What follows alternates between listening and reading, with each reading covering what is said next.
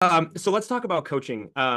Themes that you are seeing, patterns that you see with your clients in the evolution of your coaching and over the last 11 years. What are you seeing? And what are some of the trends that are typical and common in family businesses?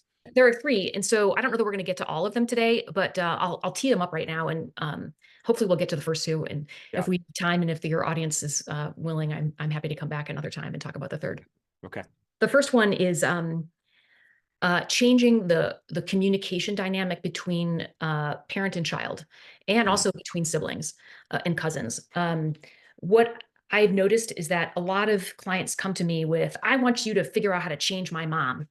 She's not XYZ, or she's doing too much ABC." And what we discover is that really it's in the way that the client's communicating with the other family member that's provoking the family member to respond in the way that he or she is. So there's something about communicating as peers as opposed to in the traditional hierarchical parent-child dynamic, or in a sort of whiny, bratty way from an earlier stage of life.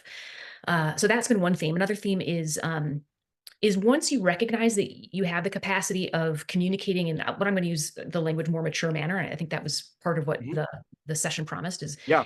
maintaining maturity, is what happens when you do show up differently in a family system and the pressures that people end up experiencing, surprising unconscious pressures to behave in the way that they have behaved in the past.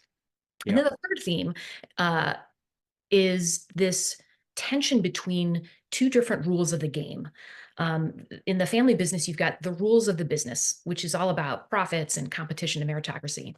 And then you've got the rules of the game in the family, which are about fairness and sharing and unconditional belonging.